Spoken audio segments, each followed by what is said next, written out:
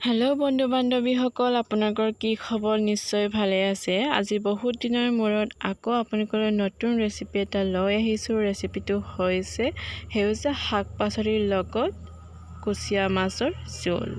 আৰু মই এতিয়া বাৰীৰ পৰা ছিঙি অনা শাক পাচলি কেইটাৰ নাম আপোনালোকৰ লগত চিনাকি কৰাই দিছোঁ। এয়া হৈছে ডিমৰু গছৰ পাত আৰু এয়া হৈছে টেঙামৰাৰ পাত। টেঙামৰাৰ পাত সকলোৱে চিনিয়ে পায়, হ'লেও এবাৰ কৈ দিছোঁ। আৰু এয়া হৈছে কাঠ শিমলু আলুৰ পাত। শিমলু গছ নহয় দেই, শিমলু আলুহে। আৰু এয়া হৈছে আমাৰ মিচিঙত টাকুক বুলি কয়। আপোনালোকে কি বুলি কয় পাতটো চাই কমেণ্টত জনাবচোন। আৰু এতিয়া লৈ লৈছোঁ শুৱনি পাত। আমাৰ মিচিঙত শুৱনিটো মাৰচাং বুলি কয়।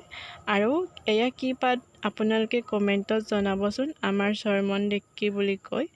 আৰু এয়া হৈছে অকৰ বিলিক।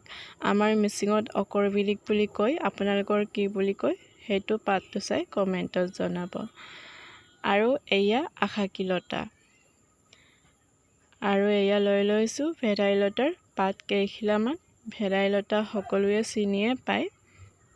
আৰু এয়া হৈছে আমাৰ মিচিঙৰ ৰামনাম বুলি কয়। আপোনালোকৰ কি বুলি কয় কমেণ্টত জনাবচোন। এয়া হৈছে আদা পাত। আদা পাত সকলোৱে চিনিয়ে পায়, মই হ'লেও কৈ দিছোঁ। আৰু লগত লৈ লৈছোঁ নহৰু কেইটামান। আৰু এনেকৈ মই কুচিয়াৰ বাকলিবোৰ গুচাই ধুনীয়াকৈ চফা কৰি লৈছোঁ। আপোনালোকে এনেদৰে চফা কৰি ল'ব। আৰু মই এতিয়া তেজখিনি উলিয়াই ল'ম। যিহেতু কুচিয়া মাছৰ তেজ প্ৰয়োজনীয় হয় বেছিকৈ, সেয়েহে মই তেজখিনি বেলেগ এটা বাতিত উলিয়াই লৈছোঁ। আৰু এনেকৈ উলিয়াই মই মাছখিনি পিচ পিচকৈ কাটিব দিলোঁ। আৰু মই লৈ লোৱা শাক পাচলিবোৰ মই এনেকৈ সৰু সৰুকৈ কুটি ল'লোঁ। আপোনালোকেও এনেদৰে কুটি ল'ব, কাৰণ এখিলা এখিলাকৈ থাকিলে খাবলৈ বেয়া হয়। সেইকাৰণে মই সৰু সৰুকৈ কুটি লৈছোঁ। আৰু মই এতিয়া মাছখিনি আগতে ভাজি ল'বলৈ তেল অলপ গৰম কৰিছোঁ, কাৰণ কুচিয়া মাছ নাভাজিলে অলপ গোন্ধটো আহি যায়। সেয়েহে মই ডাইৰেক্ট বইল কৰি দিয়া নাই, অলপ ভাজি পিনি আধা সিজাকৈ ভাজি মই উলিয়াই ল'ম। এয়া মই ভাজি লৈছোঁ তেলখিনি গৰম হ'বলৈ দি পিনি। এয়া মোৰ আধা সিজা হৈ গৈছে, অলপ পিছতে মই উলিয়াই দিম।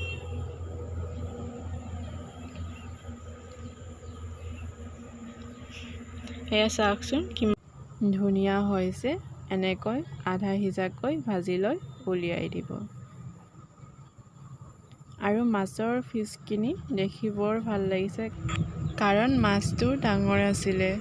চাওকচোন, ৱাও কি ধুনীয়া লাগিছে, খাওঁ খাওঁ লাগিয়ে গৈছে। আৰু এনেকৈ মাছখিনি উলিওৱাৰ পাছত মই পিঁয়াজখিনি ৰঙচুৱাকৈ ভাজি লৈ মাছৰ পৰা উলিওৱা তেজ আৰু উলিয়াই থোৱা মাছখিনি মই একেলগে দি দিলোঁ। আৰু লগত দিলোঁ আদা পাত আৰু নহৰু। এনেকৈ দি মই 3 মিনিটমান উতলিবলৈ দিছোঁ। উতলিব দিয়াৰ পাছত মই পানী যোগ কৰি দিম। আৰু পানী মই যোগ কৰিছোঁ, যিহেতু টেপটেপীয়াকৈ মই বনাম, সেয়েহে কাঁহৰ বাতি 2টা মই লৈ লৈছোঁ পানী। আৰু এনেকৈ মই চব্জিবোৰ দি দিছোঁ।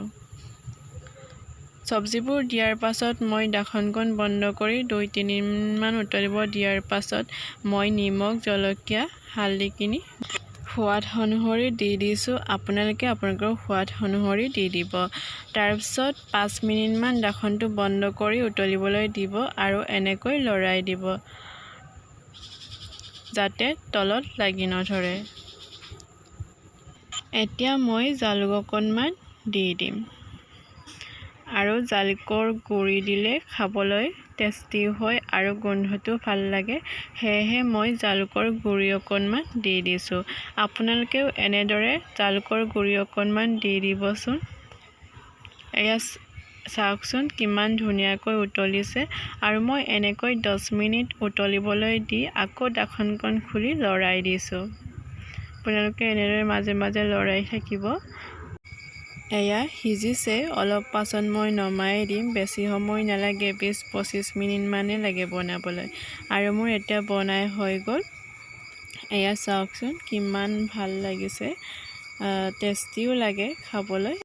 আৰু আপোনালোকেও এনেদৰে বনাই খাই চাবচোন, মছলা নিদিয়াকৈ। স্বাস্থ্যৰ কাৰণেও ভাল হয়। সেউজীয়া শাক আৰু বইল মাছ খাই বৰ ভাল লাগে। আপোনালোকেও এনেদৰে মোৰ ৰেচিপিটো চাই বনাই খাই চাব। কেনেকুৱা লাগিলে কমেণ্টত জনাব। আৰু নতুন নতুন ভিডিঅ'সমূহ পাই থাকিবলৈ আমাৰ গাৰ্গী ঐতিৰ ইউটিউব চেনেলটো চাই থাকিব। লগতে ছাবস্ক্ৰাইব কৰি দিব দেই, নতুন নতুন ভিডিঅ'সমূহৰ ন'টিফিকেশ্যন যাতে আহি থাকে। তেতিয়াহ'লে নেক্সট ভিডিঅ'ত লগ পাম। আজিলৈ বাই বাই।